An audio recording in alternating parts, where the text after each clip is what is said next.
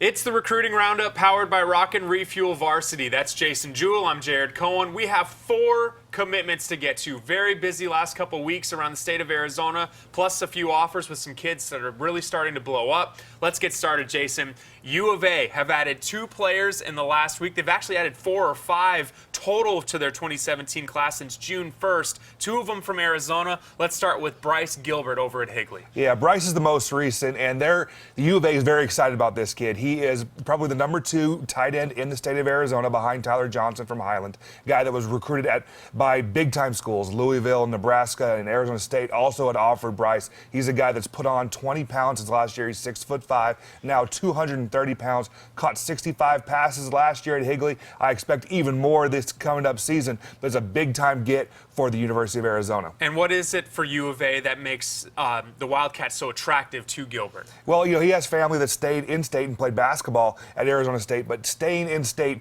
is what I had heard is what he wanted to do, getting a little bit further away from home. But it was something, there was a feeling, what he says, that he just felt at home at the U of A and made the early commitment. And he wasn't the only commit. As mentioned a couple weeks back, Drew Dixon, the talented quarterback receiver over at Sabino, he also pledged to the Cats. Yeah, a guy that I'm a big fan of. I know he didn't have a bunch of big-time offers, U of A being the best offer that he had, but being at Sabino, being able to stay close to home is why he chose them. But he's a guy that, like I said, I'm a big fan of. 6'4", 195 pounds, plays quarterback, probably going to be a receiver at the next level. That's what he played as a sophomore, at Sabino High School. But he's a guy that can even play defense if needed. So big kids, long kids that are versatile, they end up getting recruited, end up being very productive players at the next level. So a great couple weeks for the Arizona Wildcats. Let's keep moving forward. An SEC commitment out of Brandon Ruiz. Yeah, you don't see Alabama coming to the state of Arizona very often. When they do, it's a special player, and Brandon Ruiz, the Williams Field kicker, is one of those guys. He's just special. He's the number 1 ranked kicker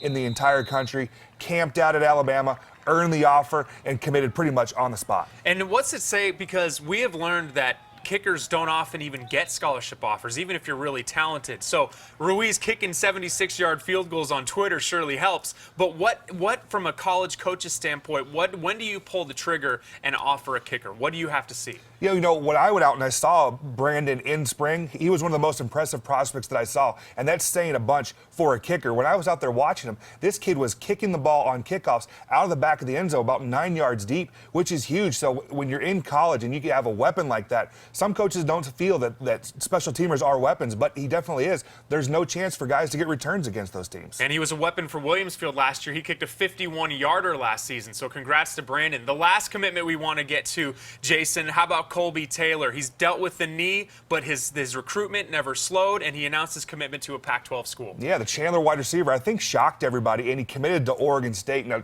Chandler's had that pipeline of several other players, Mason Moran, Hamilcar Rashed last year, signing with the Beavers, but going to Oregon State over some pretty big offers, Notre Dame, ASU, U of A, some very big-time schools. You know, we know Colby and the Taylor family, their lineage, all have had a bunch of success at not only the college level, but in the professional ranks, and just a very good receiver that once he recovers from this injury, I think he's a guy that can come in and play early at Oregon State. Let's get into some offers, Jason, and 2 players in particular to start off with have really seen their recruitment blow up of late. Let's start with the 2017 prospect over at Tempe. Yeah, how about Mike King Johnson? Got 2 big-time offers from Oregon and from Texas A&M last week on back-to-back days. He is a guy that had a bunch of mid-major offers, and both the in-state schools, ASU and U of A, had offered him, but he didn't have a national level offer until Oregon jumped in and they said the Aggies, Texas A&M, the very next day. You look at a guy like that, 6'4", and now he weighs 230 pounds. He had over 20 sacks last year. That's the reason he's getting so heavily recruited. And one of the most heavily recruited underclassmen, Jason, Matt Polimow over at Mountain Point, added another big Power 5 offer. Yeah, he has now 5 offers. He had at Arizona State. It's not going to be the last. This is a guy that's going to be well into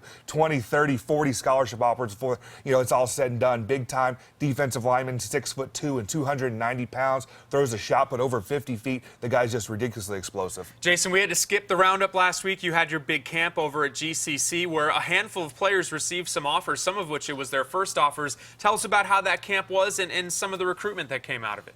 First off, I think the camp was a great great success. I want to thank, the 4-year schools that came out. Not only was our staff and the University of Arizona, but Nevada, Montana, NAU, South Dakota State, and Arizona Christian all came out to watch the kids, and we had a great turnout. We had over 300 kids, and when it was all said and done, 5 kids earned Division I scholarship offers. We were out there.